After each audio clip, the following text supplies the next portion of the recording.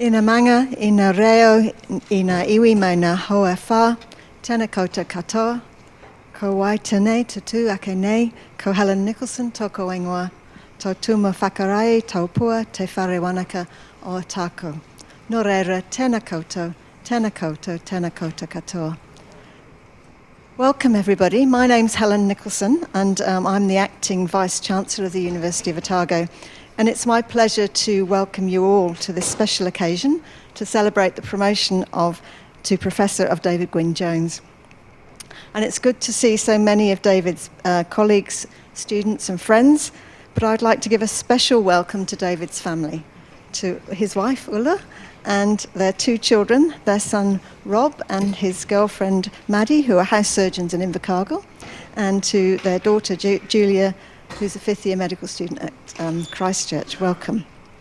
We also hope that David's father, Roger, is able to join us virtually from the UK. So welcome to you all. Now, promotion to professor at the University of Otago is not easily achieved. And David has gone through quite a rigorous process to demonstrate that he has achieved sustained outstanding leadership and sustained outstanding competence in research, teaching, and service. This involves seeking feedback from external referees across the world. And while in a moment Professor Subramanian is going to give a biography and summary of David's achievements, I thought I'd like to share with you some of the comments we've received that highlight David's skills and abilities. So, as well as being an orthopaedic surgeon, David has demonstrated remarkable depth and breadth in his research. His referees comment on his most distinctive achievement as being the translational nature of his health service research. His research looking at prioritisation tools, alternative methods to manage patient demand, and implementing structural change have had significant impacts nationally. In the teaching sphere, David has been a leader in terms of driving education change and curriculum review. He's demonstrated dedication to the education of both undergraduates and postgraduates, as well as his supervision for many years of the fellowship programme. And throughout that, he has demonstrated a distinctive brand of leadership. His colleagues talk about David leading from the front. He nurtures his team members to get the best out of them, but is not shy to take on all aspects of a project when that's what's required. And if that's not enough, as well as all this, David's also an accomplished athlete and mountaineer. David, we're very fortunate to have you as a member of the University of Otago. Congratulations, and I'd like to invite Rathan now to introduce Professor Gwynne Jones.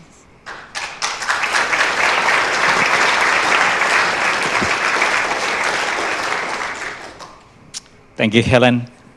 Kia ora koutou. I'm Radhan Subramaniam, the Dean of the Otago Medical School. It gives me distinct honor to introduce David today for his IPL. David has an illustrious medical career. He graduated from his undergraduate studies at Cambridge, finished his medical studies at Oxford, and completed his fellowship of the Royal College of Surgeons as well as Royal Australasian College of Surgeons. David's love affair with New Zealand started at Palmerston North Hospital, where he did as a senior house officer in 1988. And then he came to Dunedin in 1991 and did the orthopaedic registrar year at the Dunedin Hospital. Eventually, David became an orthopaedic consultant in 2001 at the Dunedin Hospital. So he has served in that capacity over the last 2 decades. Of those 2 decades, for 10 years, he served as the clinical leader of orthopaedic services at the Dunedin Hospital, and a remarkable career.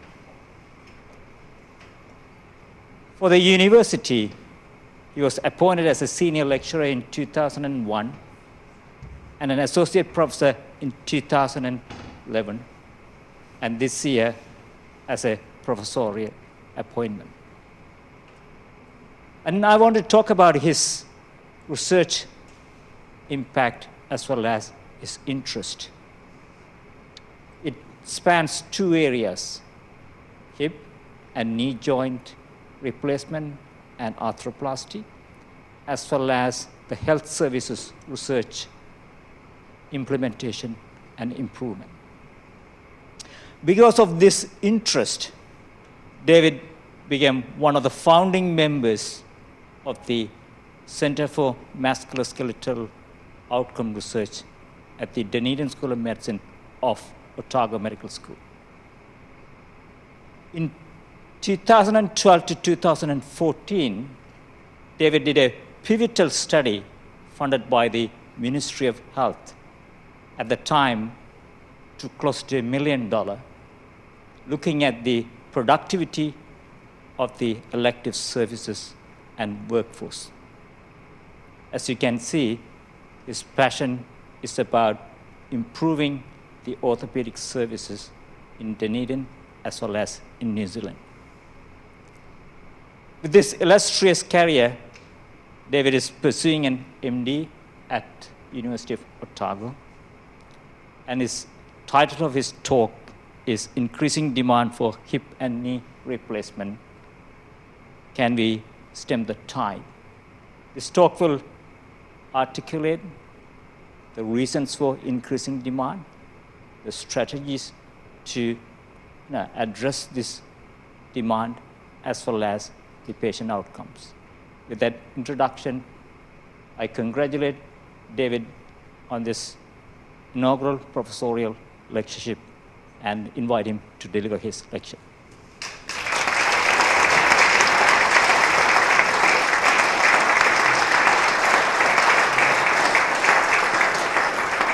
Well, thank you, Acting Vice-Chancellor and Dean, for those kind words. Didn't sound much like me.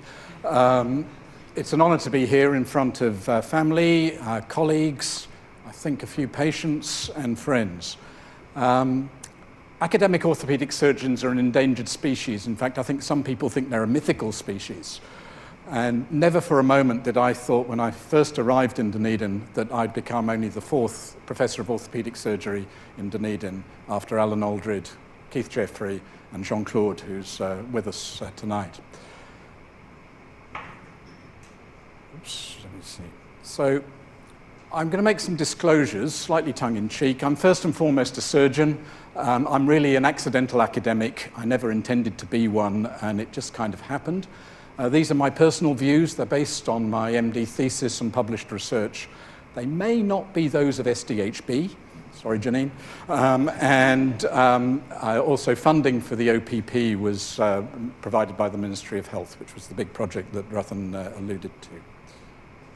So I come from Bedford, which is about 50 miles north of London. It's that little red dot. Cambridge is just to the side. It's rather flat, boring countryside with Brussels sprout fields and on the edge of the fens. It's quite multicultural, with a large West Indian population, a lot of Italians that came to work in the brickworks, Poles, and large Indian population as well. It was an awful long way to the sea and the mountains, so that's probably one reason why I ended up a long way away from it. So I went to Bedford Modern School, which was a direct grant school. I passed the 11 plus. My father taught there at chemistry. It's quite an academic school, probably closest to Otago boys. And it was probably inevitable that I'd end up in medicine. I'm 4th generation. My great-grandfather was a medical missionary in China. My grandfather, also a gold medalist at the London Hospital, was a missionary in Nigeria. And my mother and uncle were both doctors. We were rugby and cricket school, and my career was not illustrious. I played 2 games for the under-12s at cricket. I was in rugby, saw myself as Barry John, but I was too slow too small, too weak, and totally untalented, which was similar to my music career, where I played the cello, and I played for a couple of years in the second orchestra, but I wasn't really very good. I did manage to get into the school's B bridge team, and we somehow managed to win the county championship, which was a bit of a fluke. I really just wanted to be a climber, but that was difficult in Bedford, so I played a lot of water polo. And with a certain amount of success, our school were national champions, and we were runners-up in the National Club Championship, and I played a little bit of National League water polo when they were short.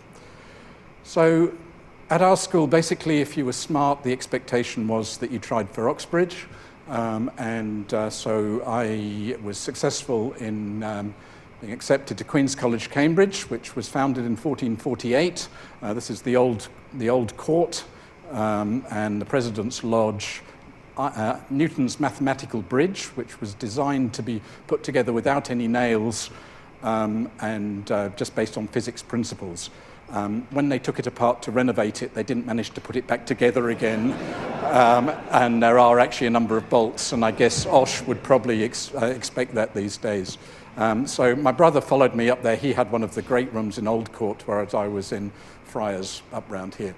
I continued playing water polo and captained the university in my final year and got 3 half blues whilst playing, and had quite a lot of fun along the way. Great thing about Cambridge was you could sink into mediocrity, having been expected to do very well at school, and you could walk to past the Cavendish labs where Rutherford got his Nobel Prize and things like that. And so it's a very inspirational environment to be in, and a lot of my friends and colleagues have gone on to great things. I didn't want to go to London, so I went to Oxford for my clinical years, this is Wolfson College, which was a graduate college. The John Radcliffe Hospital had just opened, and that was where we were doing most of our clinical work. And I continued playing water polo and got another 3 half blues for Oxford. Jim Mann, who you may recognise, I don't know if he's actually here today, was actually my clinical advisor at Oxford, and I didn't have an awful lot to do with him, but he did advise me to do a good medical job, a medical house job, and recommended I go to Hereford, where a friend of his was working, which was pivotal for me because I started to make the links that ended up getting me to New Zealand and also some of my climbing links. My first job was in surgery in Stoke-on-Trent in the Potteries. I didn't manage to get a university house job, obviously didn't talk to the right people. So this was the sort of day where we did 1 in 3 with cross cover on call, 24-hour cover, and your overtime was paid at 1/3 of normal rate. But we had a good time. It was like being a student but getting paid, and on your nights off you tended to go to the pub and have a few beers. I can remember taking some x-rays along, well not perhaps x-rays, but going to the Jolly Potters, which sat between the Hartshill Orthopaedic Hospital and the other hospital, to find my registrar to tell him that I thought a patient might have dislocated. And this was me in my surgical job. Greg Falk was an Australian registrar who I worked with and helped me a lot, and we co-wrote my first paper as a first-year house surgeon. I decided to go to Palmerston North for a house job for emergency department rather than go to Birmingham or somewhere boring, and that proved quite important because I met this young lady who'd just started doing anaesthetics at that stage and who became my wife, Ulla. And I spent 6 months there working in a time when there were 5 SHOs running the whole of the emergency department, which is a little bit different from these days. And we had a lot of fun and became much more confident at managing things compared with everything having to go through your boss. I was only there for 6 months. I went back to Cambridge to demonstrate anatomy, and so Harold Ellis, former professor at the Westminster, had just retired, and he was the clinical anatomist in the anatomy department. He died recently at 95, and I think was a founding member of the NHS, reading his obituary, and he was a passionate anatomist. He wrote the book Clinical Anatomy, and he just made it all make sense. So basically, he and a lot of hard work got me through my Part 1 exams, which I took, then did a trauma job for a year in Cambridge at Addenbrooke's, and went on to do urology and general surgery in Leicester, before taking my Part 2. I took a little bit of a gap because my friends from Hereford were going on the first British expedition to try and climb Chamlang, which is this 7,300 metre peak in Nepal. And so I went to the professor and said, what do you think about me going on a climbing trip? And he said, don't see why not. So I took 6 months off, and I didn't summit, but I did climb a couple of 6,000 metre trekking peaks on that trip. About 2 months later, when I got back, I was successful in passing my Part 2 exam in general surgery in general at the college, and this is taken in front of Sir John Hunter's statue at the College of Surgeons in the UK. It wasn't going to be particularly easy to get a registrar job in orthopaedics, which was what I wanted to do. And so I wrote around the world and discovered that they were getting a bit short in Dunedin, and Keith Jeffrey rang up and offered me a job as a junior registrar. Ola's residency was expiring, and so we needed to come back, so we thought it was good timing. So I arrived in Dunedin. Keith was professor, Jean-Claude Tice was the senior lecturer. John Matheson was really important because he was on the education committee, and I had to convince him I was worth getting on the training program, which took 3 years. Michael Chin was my co-registrar and taught me most of what I know and still does. And Andrew Swan, Bruce McMillan, and Bruce Hodgson and John Dunbar were the other consultants in the department at the time. And nice to see you here tonight, Andrew. Jim Clayton was another pivotal figure for us because Ola was trying to get her registration, and he was on the medical council, and he managed to get her specialist qualification sorted. So a few hurdles along the way, but after 3 years, I started training, and Ola was able to start as a consultant. So I was lagging about 5 years behind her. We loved Otago. We basically fell in love with it pretty much on our first weekend away when we went up to Central. So most of our weekends were spent climbing, trekking and tramping, and eventually, after a couple of attempts, I managed to summit Araki Mount Cook after a 47-hour epic, hut to hut, including bivvying on the top of the Linda Shelf. So almost as slow as Mark Ingall's attempt, I think, but fortunately we had no downsides. A year later, I made the front page of the ODT for the first time for the wrong reasons when my climbing partner was avalanched off the ramp coming down from aspiring, fortunately surviving, we were very fortunate in the days before PLBs of managing to get rescued that night. And around about the same time, we discovered that Hawea is our special place and border section, and have basically used that as our escape for the last 25 years. So I got onto the orthopaedic training program, and John Matheson said to me, now the hard work starts. And I thought I had been working quite hard, but he was right. I hated my year in Auckland. I think it was very valuable. I worked over 70 hours a week, excluding call. Robbie was born, was one. Julia was born when we were in Christchurch. And basically we were in the tunnel of work, family, and exams. I wrote a seminal paper on foot rot vaccine injuries, which has been cited 25 times, published in the New Zealand Medical Journal. I did some slightly better papers with Sue Stott from Starship on MRSA in pediatrics, and actually what's become a classic paper on radiation use in spine surgery with Peter Robertson. And I learned, I think, the advantage of collaborating with senior authors who can turn your work into something much better. And Richard Nicol, Gary Hooper, and Paul Armour were very influential teachers in my orthopaedic training. So I finished and qualified, passed my exam, and went to Edinburgh, following the footsteps of quite a few people, including Michael Chin, and worked for the godfather of Scottish orthopaedics, Colin Howie, who's become a good friend and has visited us a few times. He advises the Scottish government on everything. He's an incredibly high-volume surgeon, semi-retired now, and it was a great experience working at the Princess Margaret Rose Orthopaedic Hospital, which was an old TB hospital that was so condemned that the roof actually fell down on the way into the waiting bay during the time that I was there, and we had to take the patients in and out through the recovery area. The new Royal was being built at the time. I think I did over 250 joint replacements that year, both as primary operator and assistant, and that was a fantastic experience. So I'd expressed an interest in returning to Dunedin at that stage. I had a chat with Jean-Claude on the sidelines of a soccer game at Prospect Park, followed it up with an email, and that turned out to be my job interview because I got an email some way through the course of the year saying, P.S., I can confirm your appointment as a senior lecturer and orthopaedic surgeon. We want you back for the start of the academic year. So I cut my fellowship plans a little bit short and found myself as a academic orthopaedic surgeon on the basis of 7 papers done mainly without statistics, funding, and wherever possible, no ethics committee.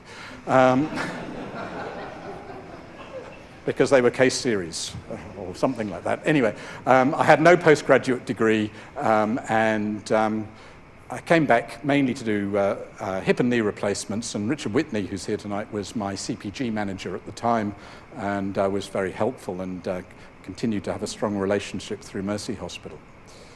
So this is the bulk of my work. This was a patient who also ended up on the front page of the paper because he was declined surgery. He had bilateral varus knees that you could drive a pig through, and 20-degree flexion deformity on each side. And we were able to actually replace both his knees and get him back working and walking as a forklift truck driver. And this is a typical collapsed, horrible hip, which we can convert into a hip replacement and give somebody a near normal quality of life. So it was a busy period. I had 2 kids just starting school. We bought a big old place that had needed an awful lot of work. And we thoroughly embraced the South Island and the Otago lifestyle. Started fishing and golf, got my handicap down to about 20, mainly cheating, not counting the odd mulligans and that sort of type thing. And I did manage to achieve my confirmation pathway within 4 years. And we had a fantastic time escaping up to Hawea. In 2007, I had my first midlife crisis, and I retired from fishing and golf.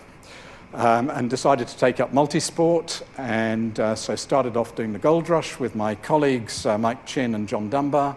As you can see, the kids were quite small at that stage, and we did the Gold Rush about 9 times. Slowly my partners broke down and stopped competing, and in the end I had to do it on my own, and I moved on to the coast to coast. And I've completed 8 of those as now. Last year, I was roundly beaten by my daughter, and I can't possibly compete with my son on the river. He beat me by a long way when he and his flatmate did it as a team.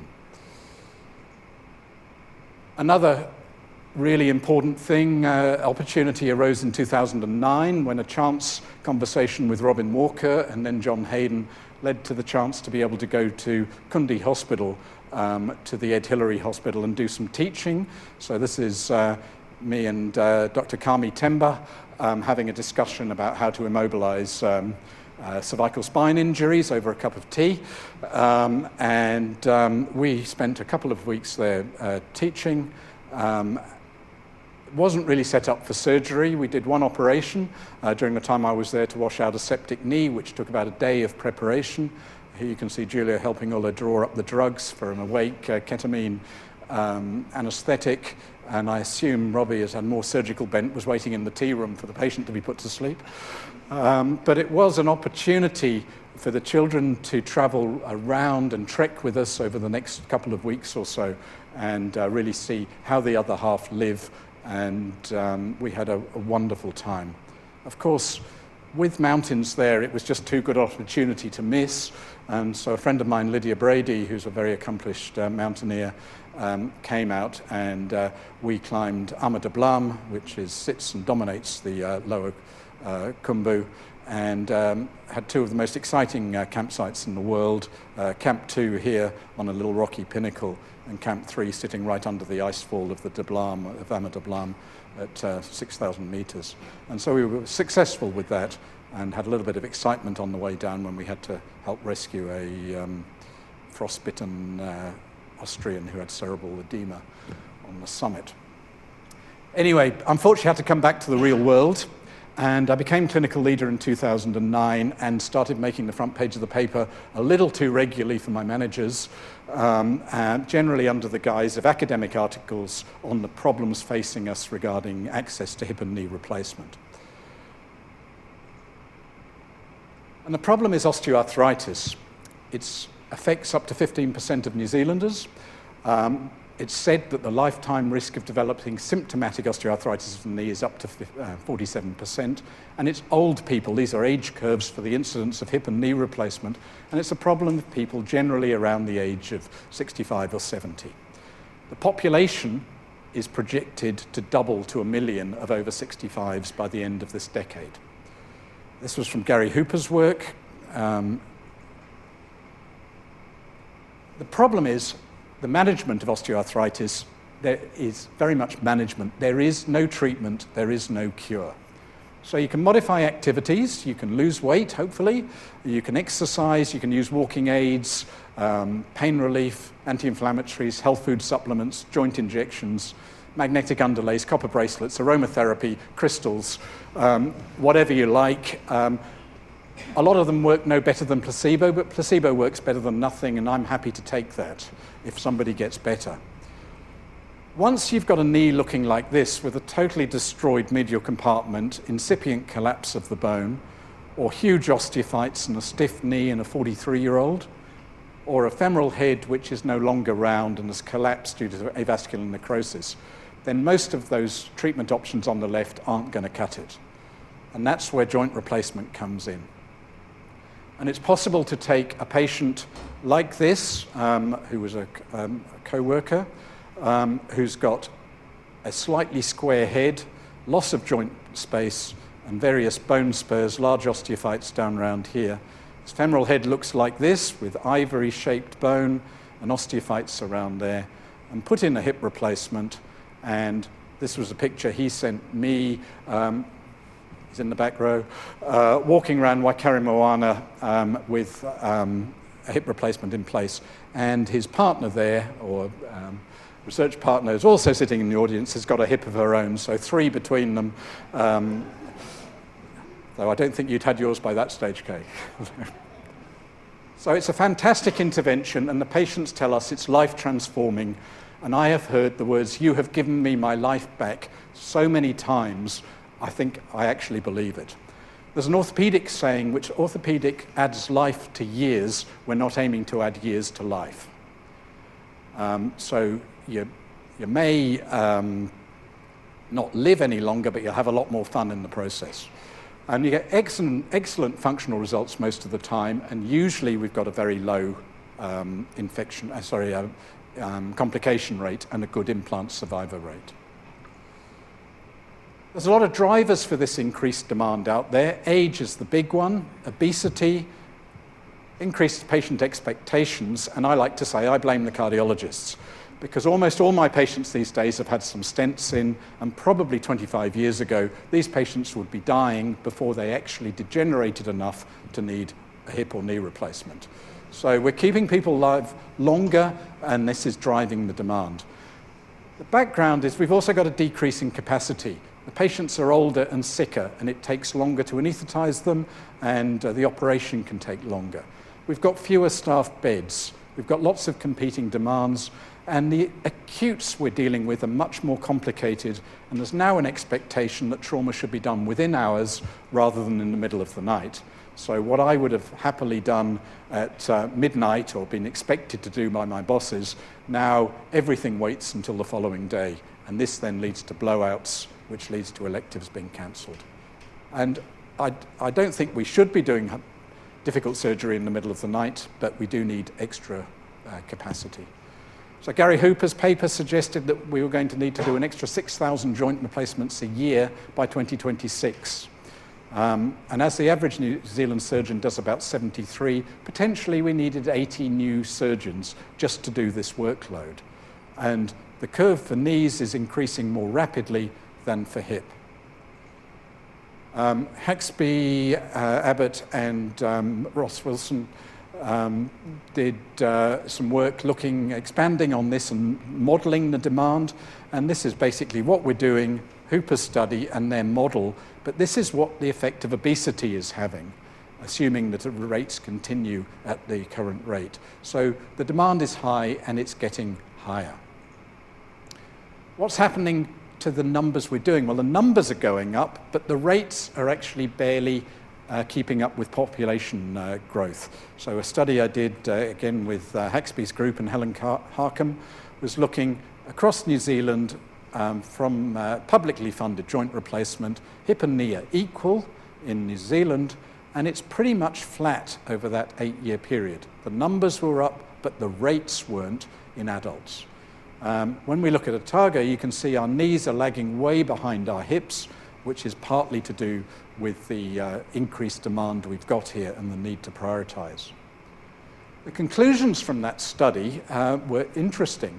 We found that the highest rates were done in Maori, in patients from smaller DHBs, and in the most deprived patient in NZDEP criteria. And the conclusion, there was geographical inequity across the country, but no systematic evidence of inequities disadvantaging vulnerable, higher needs or isolated groups. I think the thing to take away from this is only publicly funded, and we don't have good data on the private sector. So in large cities, there's probably a much higher private sector, and so patients will be getting surgery, and the Maori and disadvantaged are relying on the public system. Southern is sitting down here over that period, well below the national average for intervention. So my first paper, which caused a few stirs, was trying to quantify the demand in Otago for hip and knee replacement in 2010 to 2012. And at this stage, the supply was based on a national average. You should do this number based on what the standardized intervention rate is. And I showed that because we had more patients over the age of 55 and an unmet demand for previous years when we didn't do our share, the backlog of patients led to this problem where we had this backlog.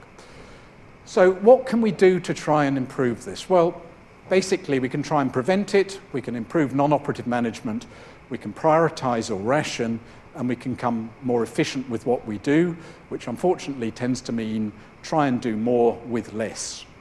I think we need to invest to try and do a lot more with a little more. Prevention, there's not a lot we can do about it. So the sort of population that we might see are the rugby players who injure their knees and have sporting injuries, and obesity. And I think it's imperative that we do address the obesity epidemic for a whole load of reasons and not just orthopaedics. So the joint clinic was part of the OPP, and it was set up in conjunction with Haxby as the senior, but Kathy Chappell did a lot of work in developing a nurse and physio-led clinic to improve access to patients to at least get into the system to be assessed. Hopefully we could improve the non-operative management of those patients and maybe reduce the demand for surgery. It was based on evidence around at the time and best practice and practice guidelines. And we looked at the first 2 years of patients. 358 patients went through. 40% were referred on for surgery, so they were quite a severe group of patients. And of those, 93% were recommended surgery. So we felt that the physios were doing a really good job at prioritizing and triaging patients and making the right decisions. The question was this helping the patients? So we then looked at the outcomes and factors that influenced improvement in non-operative management. So using various different scores, hip and knee, the dark blue are the patients that improved to a clinically relevant amount. The light blue, the ones that deteriorated by a clinically relevant amount. And you can see that more patients with knee osteoarthritis improved on each of the score that we used than hip, and fewer patients with knee osteoarthritis went on for surgery. So we concluded that we should direct our efforts to patients with knee osteoarthritis rather than hip OA, as they were going to get a better outcome. And I was really glad with that finding because I'd been teaching that to my students for the previous 10 years, and I knew of no evidence that necessarily said that. I don't think there's a great role for physio for hip osteoarthritis, apart from in fairly early disease. So we followed this up with a 5-year study, and Julia, my daughter, was a summer student with us, and we reviewed those same patients at 5 years, and we found that 75% of patients with hip arthritis had actually gone on to get surgery during that time, but over 50% of patients with knee OA were still being managed non-operatively, which was a bit of a surprise. When we looked at the grade of osteoarthritis, grade 1 is the most mild, grade 4 is the most severe. It didn't really matter with hip, they all deteriorated. Patients with the most severe grade of knee OA ended up with surgery at about the same rate as hip, but in milder stages of knee OA, they hadn't had surgery and hopefully had improved. The question then really was, is this reflecting rationing and access problems, or have they truly improved?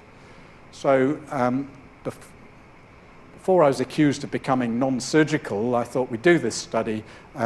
These are the baseline scores here and here.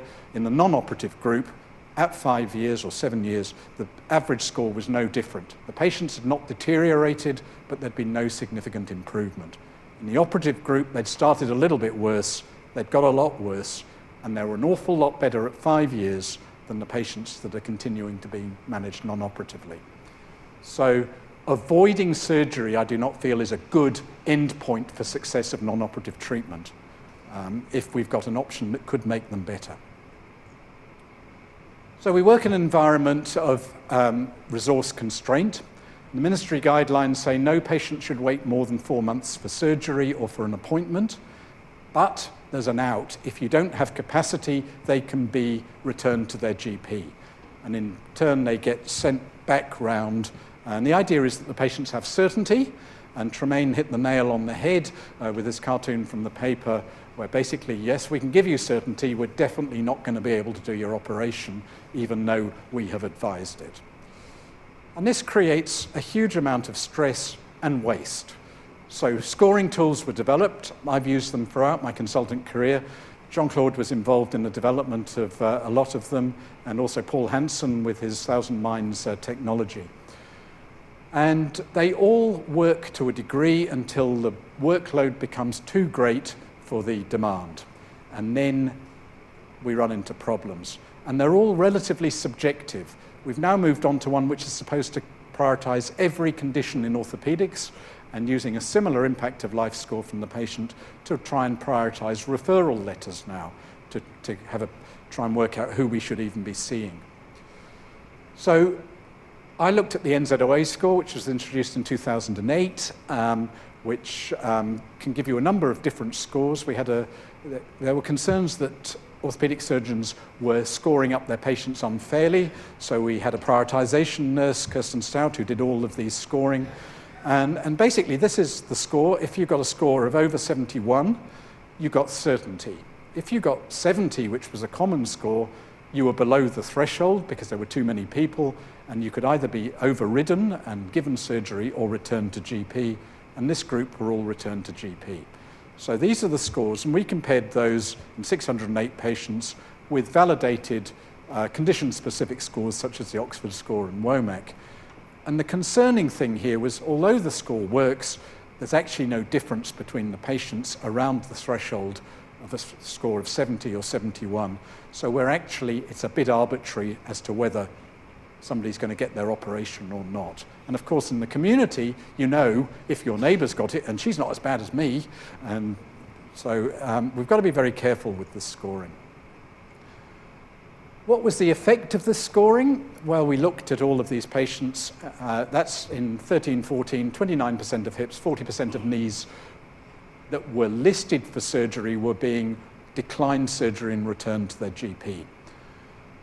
Those patients getting it were significantly worse than our previous cohort of patients who were getting surgery for the previous 5 years, and those being returned would have got surgery 5 years earlier. So it was getting harder to get an operation. We also showed that the demand for joint replacement over this period had increased by nearly 20% since 2012. So what happens to these patients? I had another summer student, Tony Anatilea. She looked at this with one of my registrars. 374 patients returned to GP, and at mean follow-up of 2 years, we found 52% had come back round in a circle and had public surgery.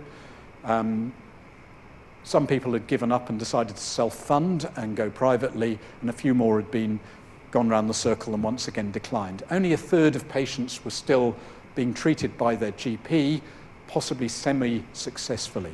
And again, hips were doing worse than knees. I hesitate to say that people are dying waiting for their operation, but 2 patients did die in the return to GP group without an operation.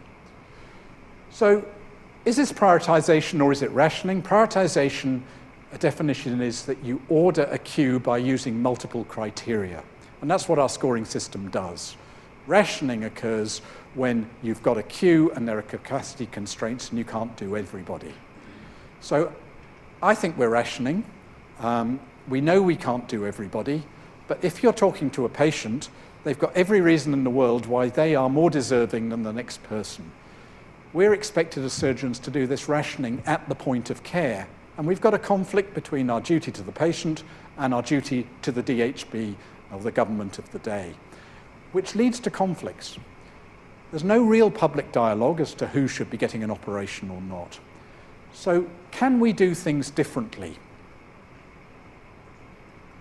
We can look at more general outcome measures like quality of life, and we can then start looking at cost effectiveness of some of these procedures that we do.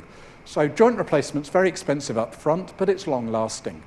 Physiotherapy is cheap, relatively, and it's been shown to be cost effective. In the local MOA study, it cost around $26,000 a year, or 1 times GDP per QALY, at 1 or 2 years. We don't know the answer for other orthopaedic procedures, and I've got no idea of the cost per QALY or cost benefit of many other interventions done in other specialities. So we looked at a prospective cohort with data. We'd had about 1,200 patients who underwent hip and knee replacement. We looked at their outcomes from the joint registry, whether they died, whether they'd revised. Again, Ross did most of this work, and not surprisingly, if you have a poor pre-op score, you end up with a poorer post-op health-related quality of outcome score. But you get a bigger gain in score than if you start off with less severe disease. If you wait until you have if you are referred with a score, an Oxford score, let's say of 25, and you wait until you get to 10, there's an implication you're actually going to get a worse outcome in general health-related outcome score by being forced to wait. So you're losing quality of life while you're waiting, and you're losing quality of life afterwards. If we look at cost effectiveness, I can tell you that hip and knee replacement in New Zealand are not cost effective at 1 year. $74,000 for hip replacement, $93,000 for knee replacement per QALY at 1 year. However, you might not be able to see the dotted lines terribly well. They are cost effective by 2 years and highly cost effective, less than half of GDP per QALY by 3 years onwards. And at every year, hip replacement is more cost effective than knee replacement. And by the time you're out to 15 years, they're only costing about $6,000 per QALY for a hip replacement. What about pre-op status? It's most cost effective in patients who are bad beforehand. but it's still highly cost-effective in patients who've got mild disease after 4 or 5 years. So the mild disease, the yellow stars, the red, are the patients with the worst preoperative scores. And it's the same for age. Surprisingly enough, it's actually the young patients that have the greatest improvement in health-related quality of life and the most cost-effective. But older patients, over 80, it's still cost-effective by 3 to 4 years. So we've got a very effective and cost-effective intervention. So if we're going to do it, then we need to try and reduce the impact on the patient of this surgery. So this was the main project, looking at enhanced recovery, which was all the buzz about 2012. And Ginny Martin and Chris Crane, who I think are both here, did an awful lot of work. They were the program coordinator and facilitator, and I led it, to try and improve the patient journey through surgery. Anaesthetists were involved in trying to improve how we do the anaesthetic and how we do the post-op analgesia. We looked at pre-op education classes, which we still do, and we critically looked at our surgical technique and also things like rehabilitation and criteria-based discharge. Our ward physiotherapist and our ward staff really got on board with this project, and it's a triumph of what you can do if everybody gets on board. So we looked at 1,000 patients with hip and knee replacements, 500 pre-ERAS, 500 post-ERAS, mainly looking at length of stay. These patients' average age is 69. The average BMI is 32. This is the reality of who we're operating on these days. 31% were ASA 3 and 4, which are significantly unwell patients. Our pre-op average score was 11, which is almost unheard of in places like the UK for an average pre-op score. Our length of stay median dropped to 4 days. Our discharge rates were very similar to projects from the UK. 96% of our patients went home and didn't go to step-down facilities, unlike the US, where 30 to 40% of people will go to a fancy hospital rather than fancy hotel rather than stay in hospital. And we developed these programs over about a year and then went live, and this is what's been found all around the world. The effect was dramatic and almost instantaneous as everybody bought in to these changes. We found a 20% reduction in bed nights, which unfortunately was offset by the increase in elective admissions and the increase in acute admissions that happened. So we could get more work done. Most importantly, the patients were really highly satisfied. Nowadays, if you have a hip or knee replacement, you are up walking that night. And that is how it should be. It's wellness behavior. We've given you a little operation, you're going to get back straight on your feet. To do that, they have to have a good operation and good pain relief. We need to improve the results of our surgery. We have to reduce complications and the revision burden. We need better implant systems. We need to look at fixation and bearing surface are two of the things which the companies are trying to get us to change all the time. And we need to do our surgery better if possible. All of the joints in New Zealand go into the National Joint Registry. These are the survivorship curves of the joint. Hips on the right, knees on the left, 145,000 hips registered in New Zealand, 120,000 knees. And you can't see the small print, but 84% of all hips done since 1999 in New Zealand are unrevised at 20 years. 92% of all knees are unrevised at 20 years. Now, patients are censored at the time of death, and a concept which people find amusing is that in orthopaedics, a dead patient with an intact hip replacement is a success. Basically, as long as they've got out of hospital. So basically, the operation has lasted them for the rest of their days, and hopefully without problems. So there are complications, unfortunately.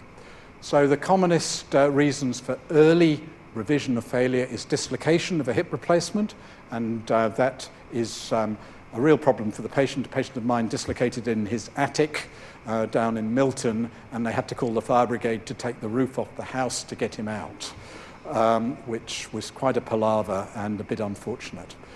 We all have dislocations, some more than others, and it's a nuisance, but we can do something about it.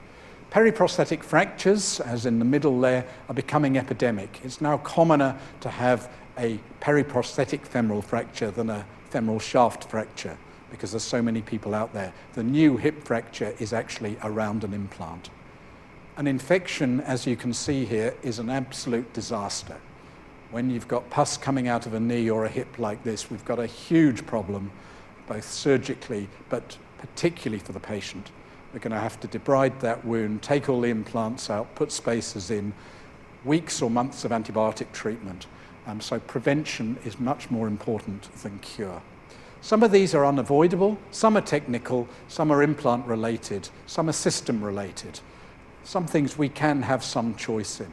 So if we look at contemporary hip replacements, we can use my favorite here, the cemented Exeter stem, which is fantastic. We can use a cemented cup, we can use uncemmented cups, we can use uncemmented stems, and we can use ceramic on ceramic bearings or metal or ceramic on plastic bearings. Metal on metal was really popular 10 years ago, and everybody would come in saying, I want a Birmingham hip replacement so I can run marathons. Fortunately, I did 9 and found it a bit too hard, and I haven't revised any of mine. People found it a bit hard and started using large diameter metal heads, which turned out to be an absolute disaster. And this is where our joint registry was really handy. We hear these problems, but this is the survivorship for different bearings. This is metal on metal, and it doesn't take long when you see a curve like this for behavior to change instantly, and you will struggle to find a surgeon putting in a metal on metal hip in the country now. We're still following them out to 20 years, but this is the rate. This is highly cross-linked plastic, these two curves up here, and this is what we're almost always doing. This was conventional plastic, so our new plastics are much better than those which we had when I came back in the early 2000s.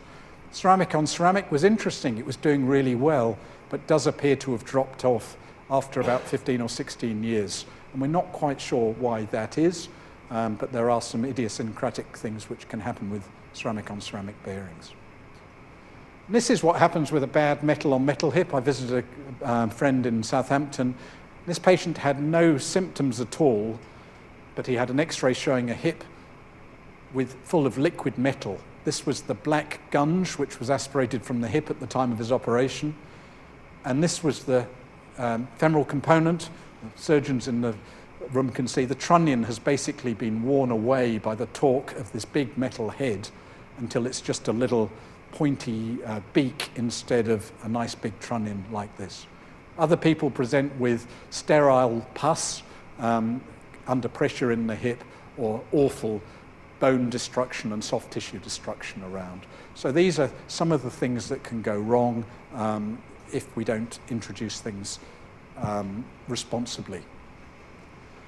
The big debate, which has been going on for as long as I've been in orthopaedics, is do we use cement or do we use uncemented components? The literature still suggests we should use cemented components. We had a policy in this hospital for a number of years saying we should use cement only based on best practice at the time. Surgeons don't use cemented cups very much any longer. We noticed that our hips were beginning to fail and it was mainly aseptic loosening.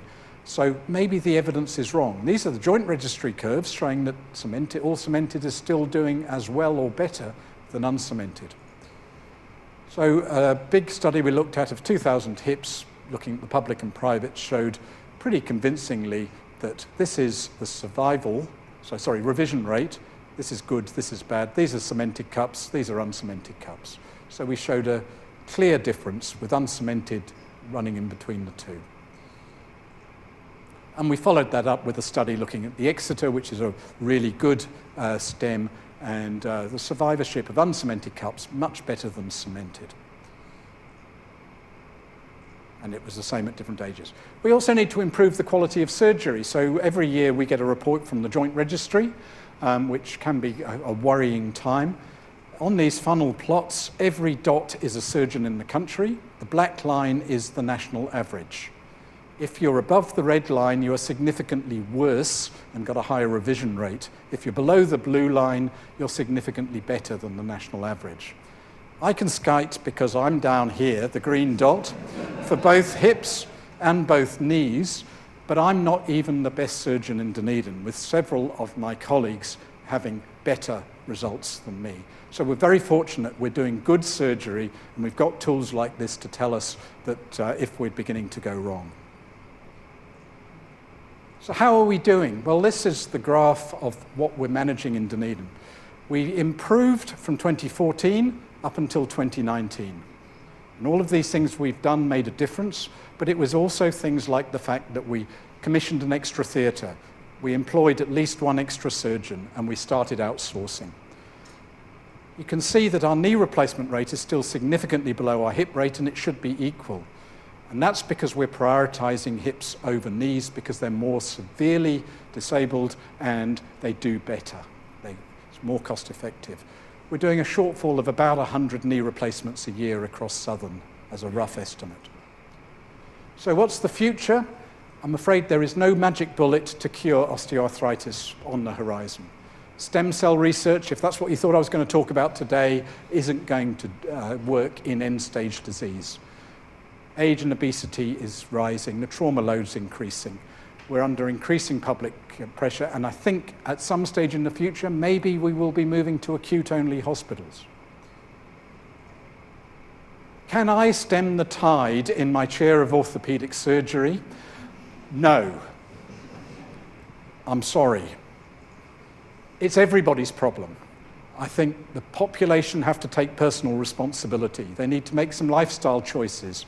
They need to keep fit. They need to avoid obesity. Maybe you need to think that you need to take out insurance or self-funding because the public sector may not be there for you. Primary care have got a responsibility to improve non-operative management.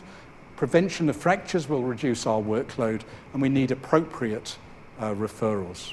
In secondary care, we can prioritise and ration to a degree, but maybe we need cost-effectiveness data and other things to decide how we're going to allocate that resource. We'll continue to improve our surgery and our complications and our ERAS work. Bottom line, we've got to do more stuff, and that means more work, more resource, more theatres. It needs to be sustainable, planned and budgeted. We're trying to provide a first-class service on economy class funding, and something's going to give if we try and keep on going like that. I'd like to acknowledge my colleagues. I work in a fantastic department, and it has been an absolute pleasure to work with all of these people. You may not recognise all of them. Snow White Swan, Doc Tice, and a few others. Our current leader, Gangnam Style, of Michael Chin. We have a lot of fun, and this has been really good in keeping the department going. And I think Jean-Claude has an awful lot to thank for getting the department in the place that it was, and I've really just taken over.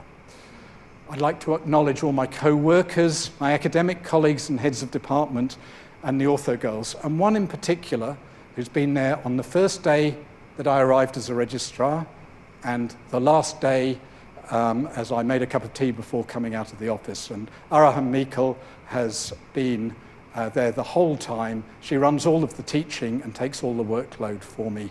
And as Ola said to me, everybody needs an Araha. So thank you. But also Ginny, Chris, Kirsten, and the rest of the ortho girls, and all the nursing and theatre staff, and I see a few people are here. And I'd like to thank my patients, because this is what makes my job so worthwhile. And finally, my biggest supporters are my family, and I'm glad that they're here today. They're both following in our footsteps, both medically and in an outdoor active lifestyle, and they've been there the whole time during this journey, even if I've been stuck at work. So thank you very much. This is what life might have been a year ago with COVID. Fortunately, we're in a much better position. Thank you.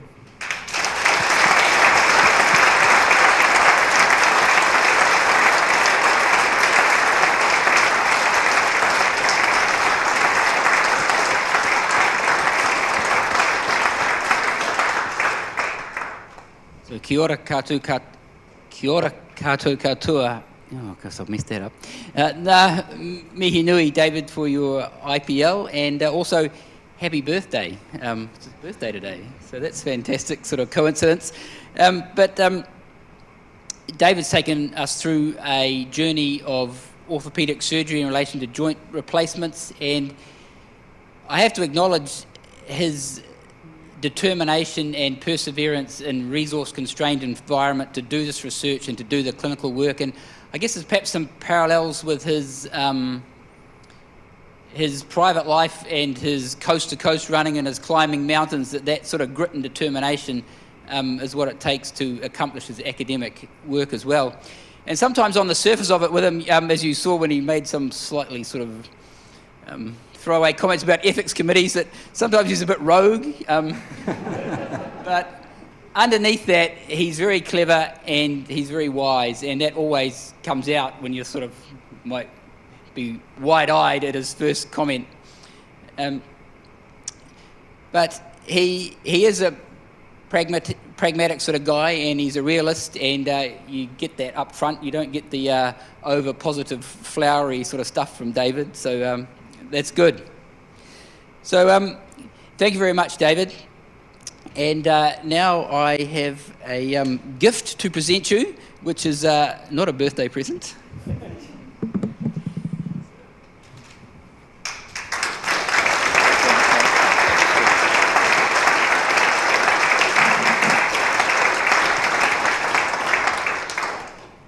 So I would now like to invite you all to come over to the staff club for refreshments and drinks, and thank you very much for attending tonight's function.